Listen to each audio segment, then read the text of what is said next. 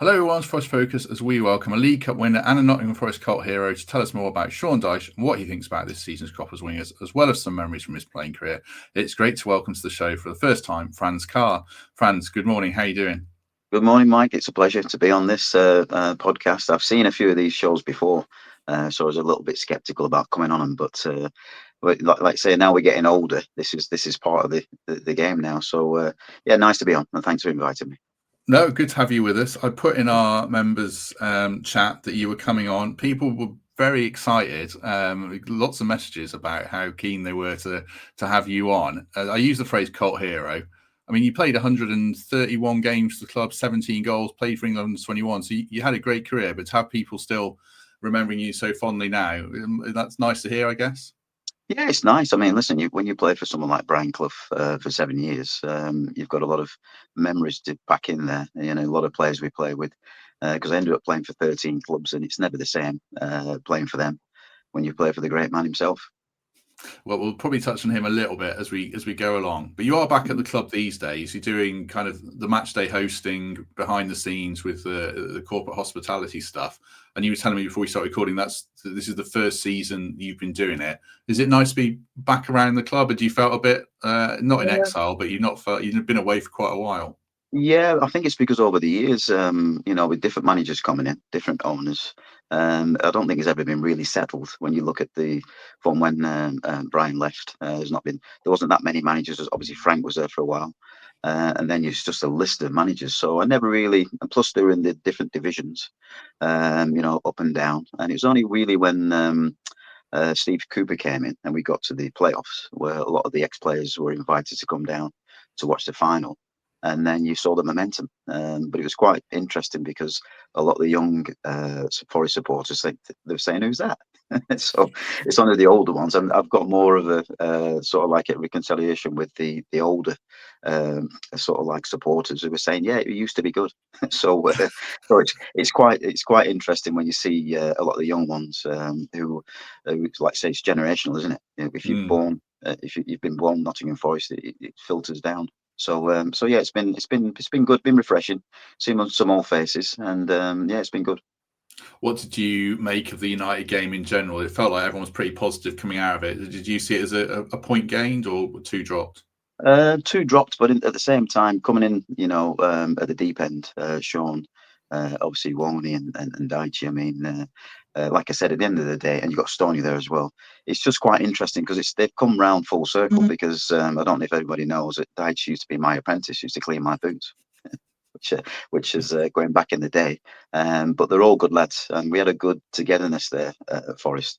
And what Sean will do, Ian and Stoney, and even Tony Laughlin, who's there, and you've got Billy Mercer. They all know about Forest. And with Sean coming in, with the other managers who've come in, Sean will always put the club first. It's about Forest first, and then it's about him, how he integrates the team and gets the spirit back in there. And what I've seen over the probably the last couple of years with Nuno, who did a fantastic job, but people have got to realise towards the end of the season, we're third. You've got an owner who's passionate, who wants the club to do well, and then you look at the back end, which sort of like fell off the cliff a little bit. So I think he had one eye on, how we're going to do this coming season, looking to the future, because we needed to build on that. So I think Sean, like I said, you've got just the way looking at these last few games. Obviously, Porto was brilliant because I think they'd gone 11 games unbeaten. So, like being thrown in at the deep end, you'll just get the stability there and get the players believing in themselves. So he knows how it works. He's been in the Premiership for a long, long time. Knows how it works. I think he's got a squad what have got talent and ability. So if you can mix the coaching staff together, what they can bring, I think they'll be fine. Were you not keen on Ange then? You said about putting the club first. That was always the perception around him that he Um, didn't. Andrew's always about himself. Every interview is like, "What have I won at Spurs? I always win a trophy." I mean, you're thinking, hang on a second, you're managing Forest. It's not about what you've done in the past. It's the present and what you can bring to the table. So I think, like I said, I think any manager coming to a club, it's about the club first and foremost, and then what you can bring to add to it. So I think Nuno, like I said, it was a strange one because it was difficult when he left. But you've got to realise, I think, with the passion of the owner, what he wants to bring. And I think sometimes you can get too close with an owner as a manager. because remember, you're an employee.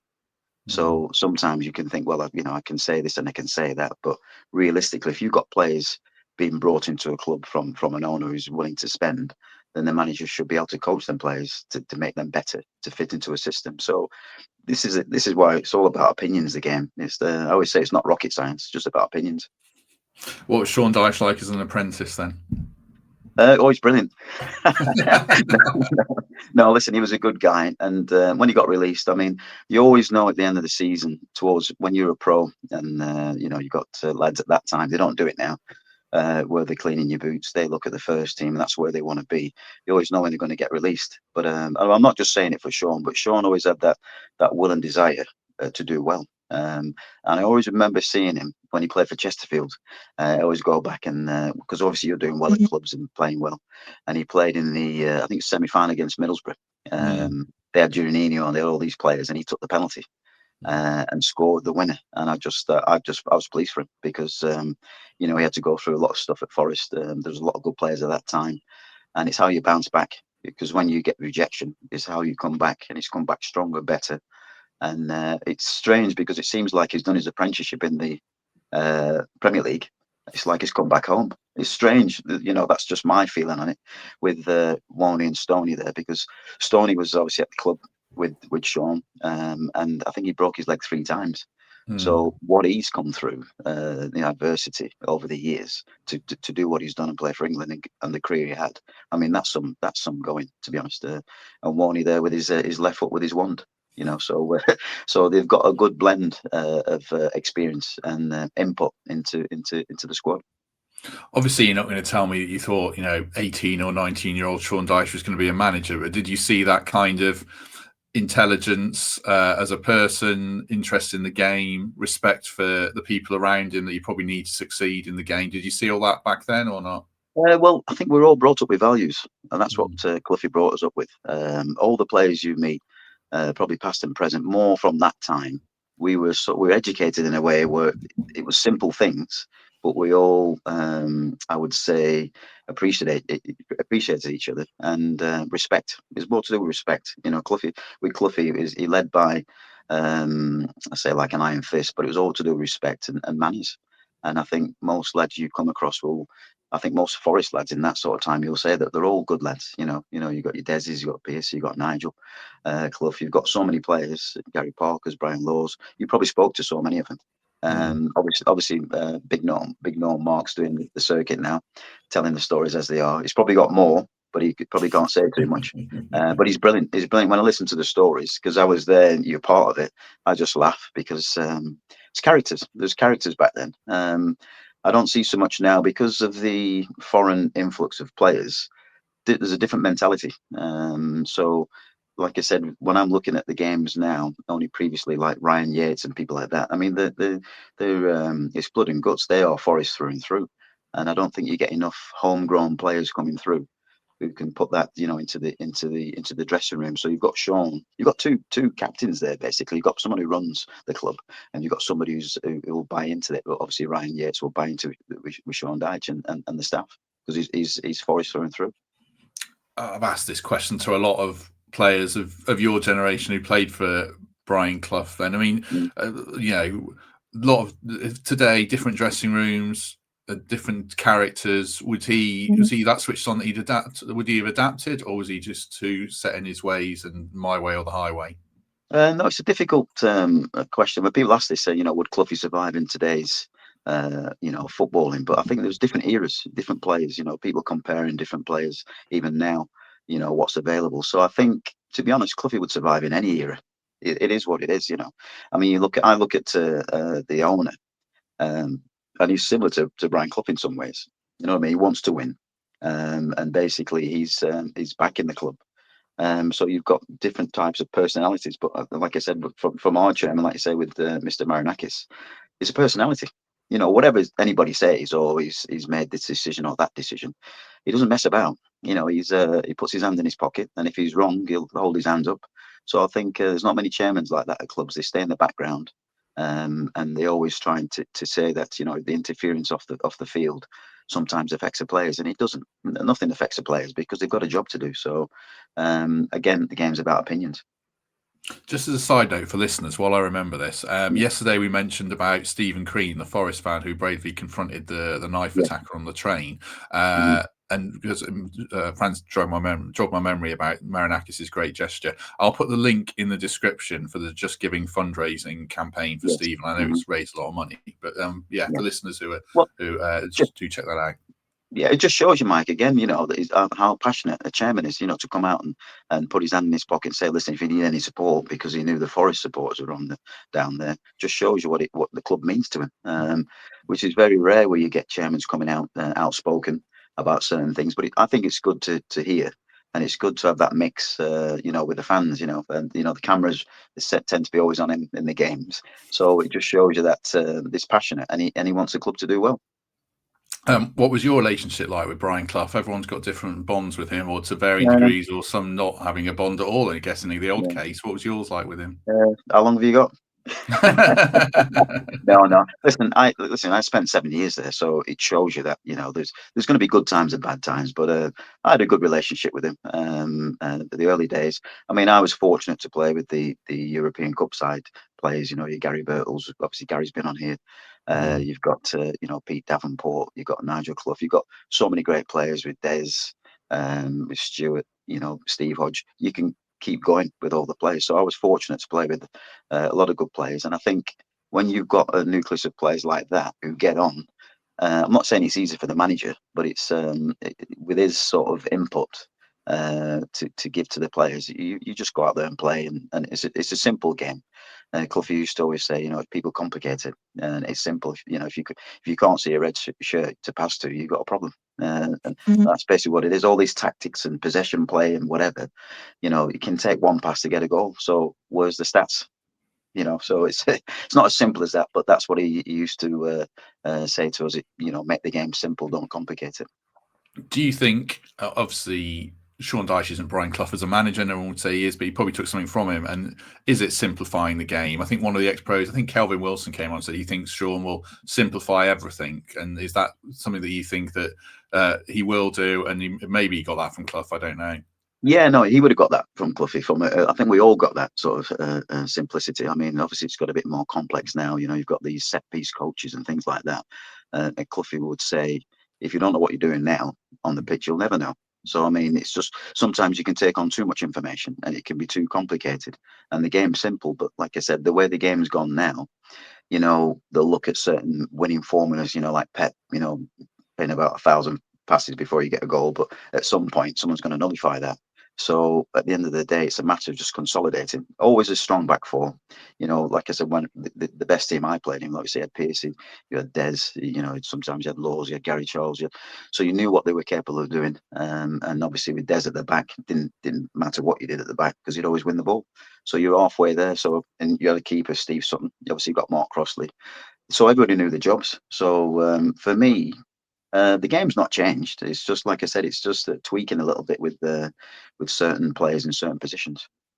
Do you think this season it's sort of reverting back to set pieces, long throws, get the ball into Haaland early, that kind of stuff? Are we seeing a reversion to what you were used to in your career? Well, yeah, because like I said, I think wingers and stuff were a dying breed because you've got all these formations, you know what I mean, and low blocks, high blocks, whatever it is.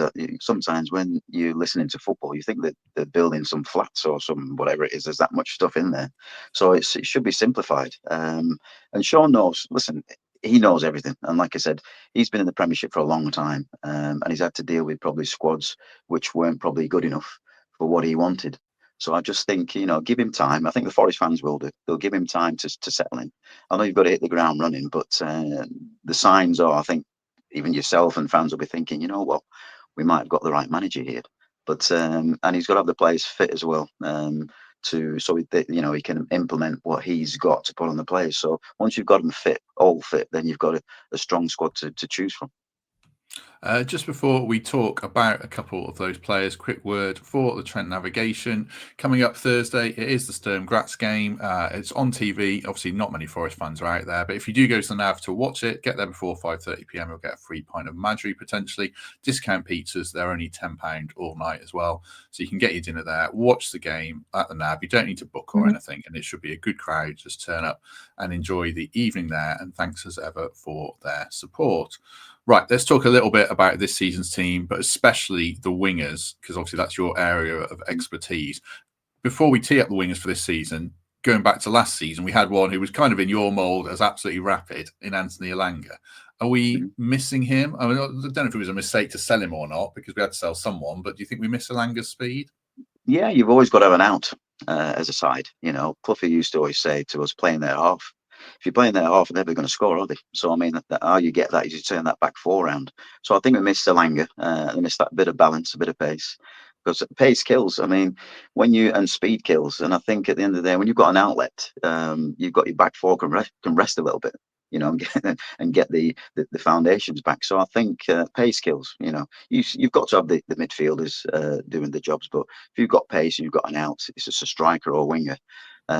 It's a lot easier. And then you've got that focal point of a striker, because strikers feed off crosses. So, like I said, the way the game's been the last few years, it's all intricate. And someone like, just for instance, Haaland, he feeds off crosses. I mean, you've seen the goals he's scoring without that. So I think it's going back now a little bit more to exciting wingers playing. I mean, you look at Giggs, you go over the years, there's always been exciting wingers playing. I just think it was a shame that Anthony went, because you can build on that. Because even if you're playing not very well, you've got an out there to at least, disturb their back four rather than them being comfortable. So yeah, but I think we do miss him. Just one more, Anthony. He's gone to Newcastle, another of your former clubs, and he hasn't started that well. They don't seem very happy with him. People saying, all he can do is run. He's not a footballer.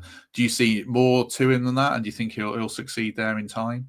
Like I said, it's a different scenery. I mean, listen, Newcastle's a huge club. I mean, I played there, and like I said, what Eddie actually wants, he's probably coaching him. He's probably saying to Anthony, "Listen, you need to be on the bench a few times to look what we do."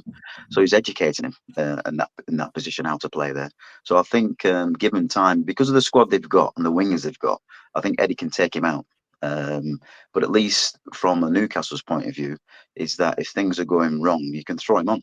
You can probably put him on for across the front four, because if you're looking to turn teams round, you've got pace.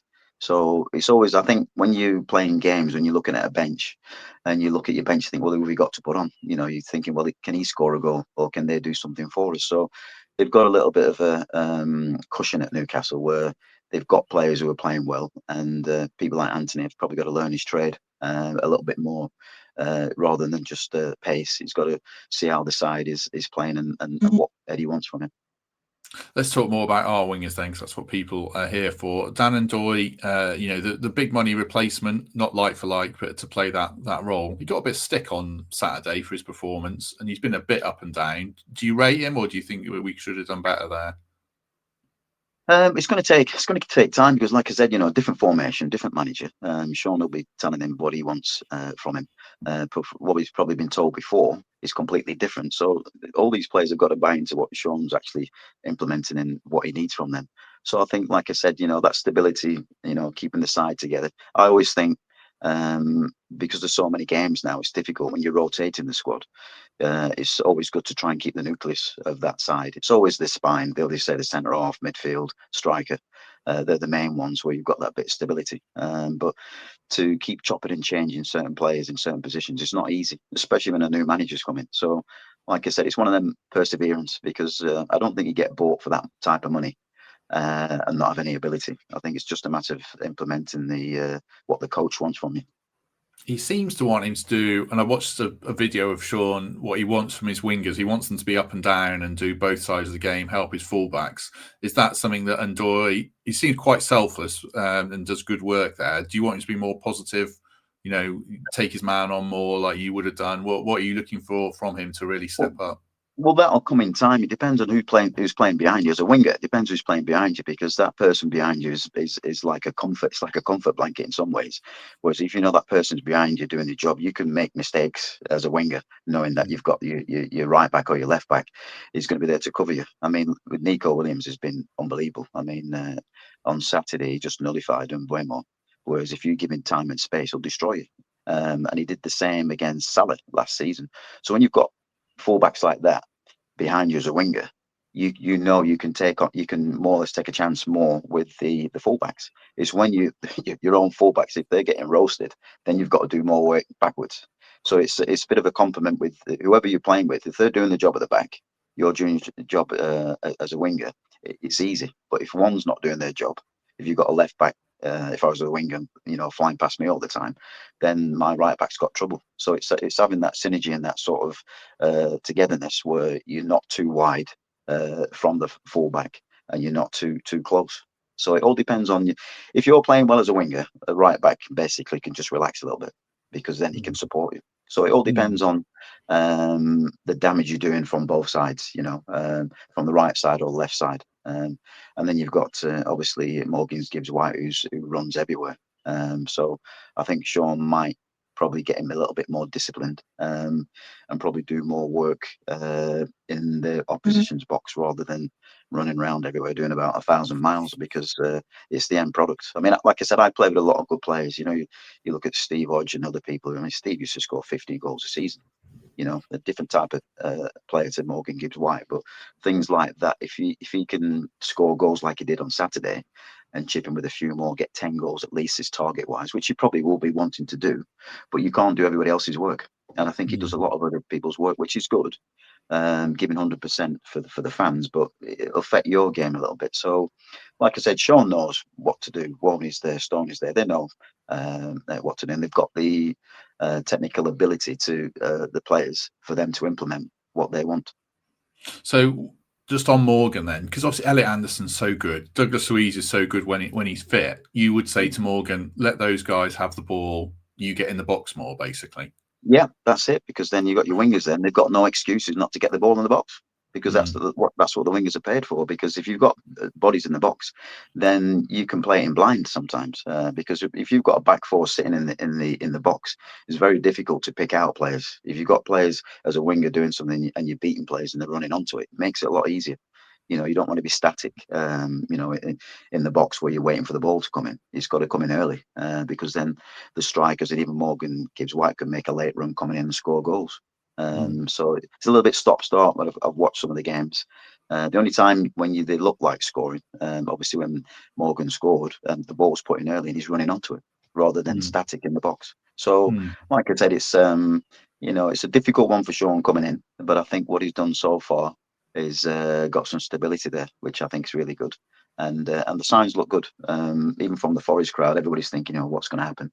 What's he going to do? But I think they'll be, a little bit sort of thinking, I think we'll do well here. Just on the right back situation, then, because obviously Oleraina's injured, he's really good. Savona, I thought Savona had a bit of a rough start to the season, but he feels like he's got better the last 3 games. I think he's done well. That link with Ndoye, who will speak Italian from playing for Bologna, is that something they'll work on together then over the next 3 months till all is fit? Yes, they will. I mean, like I said, Savona has played well, and I think with the Italian mentality, they tend to want to defend all the time. So that's probably what he's trying to integrate, playing in the Premier League to playing in Italy. Italy's all defensive football, basically. So I think, like I say, what Sean will do is say, listen, you can get forward sometimes rather than sitting in there, because normally you want your back four staying together rather than spread. So I think they'll have the discipline there. But for what I've seen so far, he's done really well. And I think he'll only get better, because the Italians, like I said, it's 24/7. It's football in Italy. It's just coaching, defending. So at least he can have a little bit of fun now, and obviously join in, especially for set pieces, because of his size as well, which is going to be a threat.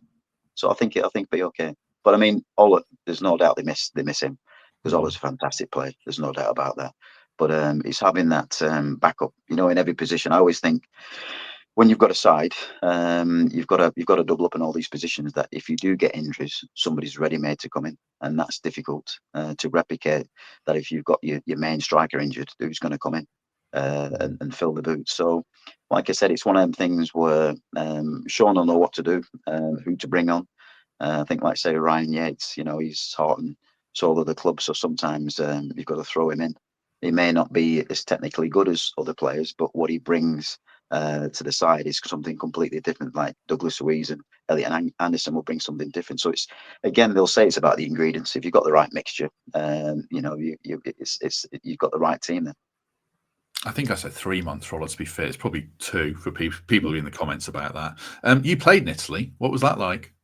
I loved it. I wish I'd have gone earlier, but I loved it. It was, like I said, it was disciplined. A lot of it was to do with defensive football. I think it was more to do with managers. Managers would rather have a 0-0 and look better on the CVs rather than a 4-3 or whatever it is. So I think the Italian footballers used to be 1-0s, and tough games. But again, a different brand of football. Like I said, it's probably not as exciting. It was more to do with shape and keeping the patterns. Yeah, this was Regina for people who Reggiana, sorry. Yeah, Reggiana. Yeah. How'd you end up there? I'll tell you what, it's a funny story. That is, when I say it's a funny story, I ended up going to Reggiana, and we played. I think it's 2 weeks before that we played Forest in the quarter-final of the cup. I was at Aston Villa, and we played about the City Ground, and I ended up scoring the winner against Forest. Don't tell Mark Crossley that though. It was in the top corner, so I ended up getting a move from scoring the win against Forest at Villa to Reggiana in Italy. So again, it's a strange story, strange stat, because I came back to the City Ground probably 2 or 3 times with 2 different clubs, and they weren't very good moments for Forest fans, because when Cloughy retired, I played for Sheffield United, and we beat them 3-1, and they went down. So I was gutted playing for Sheffield United. So when you start looking back, you just think, hang on, I've come back a few times, and it's not been good for the club. Been good for me, but not good for the club. So yeah, I enjoyed. Listen, all the clubs I've been to, I enjoyed. But obviously, my main enjoyment and satisfaction was at Forest. Yeah, that must have been a tough day for you, because obviously that was his last game. He was in a rough state by then. That must have been a tough day for you, mustn't it? Oh yeah, it was, because it was sad to see somebody you had respect for, what he'd won, and it was a shadow of the person I knew, and it was a shame, because what you do with a manager who's won everything, from a club's point of view and owner's point of view. I mean, he was one of them guys who was unsackable because of what he'd done, because he was Nottingham Forest. When they talk about there's nobody bigger than the club, he's the only guy who can say that he was Nottingham Forest. It's as simple as that. Looking at the other wingers that we've got just briefly, then, especially Callum Hudson-Odoi, a top talent, very great player. Probably, do you need to score more goals? Is that what's lacking for you? Yeah, no, he needs to score more goals, and I think he needs to mix his game up a little bit. If he was a player now, he's going to come in on the right hand side and have a shot. So go down the left. I think when I've watched the last few games, just go down the left sometimes and just change it up a little bit, because sometimes you can be too predictable. As a winger, you've got to be able to mix it up, and I think sometimes it's too predictable. And if he goes on that left hand side, he's obviously on the left wing, and he's always cutting in on the right. So use your left foot, because he's got a good left foot. So I think he just needs to mix it up a little bit. But then again, that's to do with confidence, isn't it? It's having that confidence to go on that left side and think, well, I'll put the ball in the box. But I just think they've probably got to do it earlier, because, like I said, when you're cutting inside as a winger from that side, it's all static. It's just bodies in there. So I mean, you're sort of like hitting a brick wall. But if you can do it early, it gives everybody a chance to adjust themselves, adjust their feet, and get onto things. Where if it's static, especially if you're cutting inside it breaks down, the other side is going to be on an attack straight away. So listen, it's about opinions, and it's about when you're a winger, it's about the end product of how many crosses you can get in, how many shots you can get in, and how you can contribute towards the side. So, like I said, I think Sean will obviously with Stoney and Woney there, they're going to give him a lot of tips of probably to mix that game up a little bit. Because he clipped that ball to the back post for Igor Jesus when he headed it just wide. That was off his left foot. Yeah. That was one of the times he went the other way. Exactly. So at the same time, so you think, well, why don't you use your left foot a little bit more if you can, Mm. because it's more productive than actually, going inside where it's, 9 times out of 10, is it going to fly in the top corner with your right foot? Because people, especially opposing sides, are going to think, well, just show him inside, or show him down the line. They'll say show him down the line because he doesn't want to go there. So there's all these tactical things what manager will say, he prefers to come in on the inside, so show him on the outside. But if that's the case, then take it. As a winger, someone's showing you on the outside, then take that chance. Rather than being congested coming inside where there's a lot of traffic. So, like I said, Sean and the staff there will, put some other ideas in his head just to make him a better player, because he's a good player. They're all good players. It's just getting that bit more out of him. Have you seen enough of Hutchinson or Backward to comment on them, or do you need to see more? I need to see more, but Hutchinson, I'm just surprised he's not coming on, because when he did come on, I think it's the start of the season, he's a threat because he's got pace and he's beating players. I don't know if it doesn't fit or the different style of play. I don't know, but again, like I said, I'm not a manager, but I would definitely have him in the squad because you've got pace, and again, if you've got pace and you've got trickery, something's likely to happen.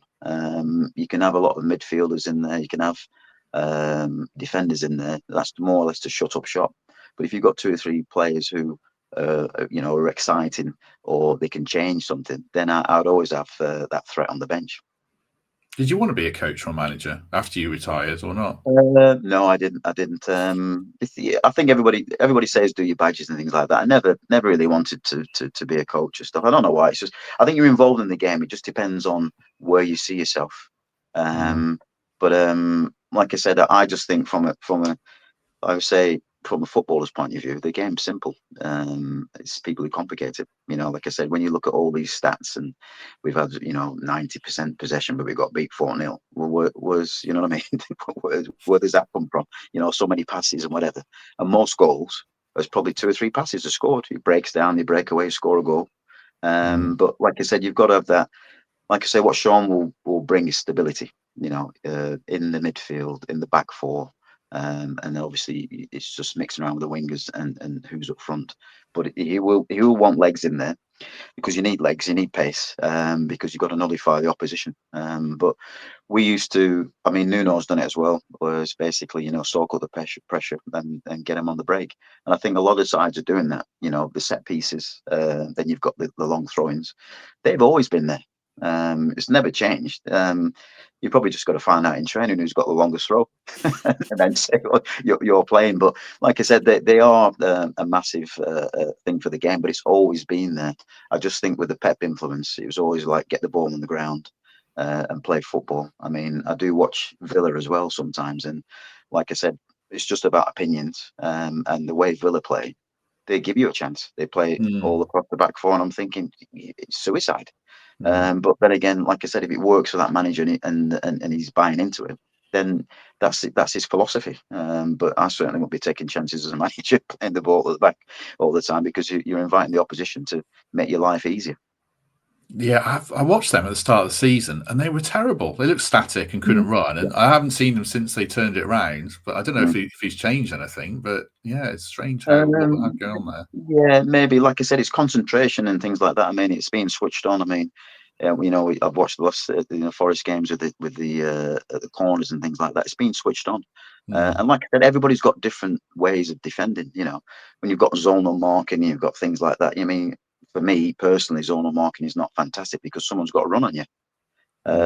So if you've got someone who's good in the air and you've got zonal marking, how can you beat that person from a standing jump? But then it's about opinions, and like I said, that's why I'm not a manager. I'm one of the fans saying, "Oh, why is he doing this and why is he doing that?" But like I said, Sean will get that right. I think it's just like I said, positional. People being in the right positions, and then stopping the people who can head the ball, and basically try and pin them down. So again, it's something which he'll implement and reinforce what he wants from them. Just lastly, before we let Franz go, I said at the start how I mentioned in the group chat for members that Franz was coming on, and people got excited. And 2 people said, "Can you ask Franz about the time he scored in a cup game and Clough sent Calvin Plummer out to do the interview?" I don't know this story. Can you tell us what that was about? Yeah, it wasn't Calvin Plum. It was a guy called Sean Brown. It was Sean Brown. I don't know if it was a game against QPR, and there was John Motson. It was a match of the day, and it was quite funny because they've come in because you obviously do the interviews and say we want such and such a person, and they wanted me, and Clough said there's no way you're going out there for this interview, and Sean Brown was one of the apprentices, and what the apprentices used to do, or the subs, they would always have to get the drinks, get anything the lads wanted, and you know, because they weren't playing, because Clough would say, listen, these lads are getting your bonus today, so do your jobs. So Sean actually happened to be there, so he says, you're not going out. He said, young Sean, you can go out there. So he obviously he's put water on his face, he's put a towel around his neck, and he's gone out and done the interview.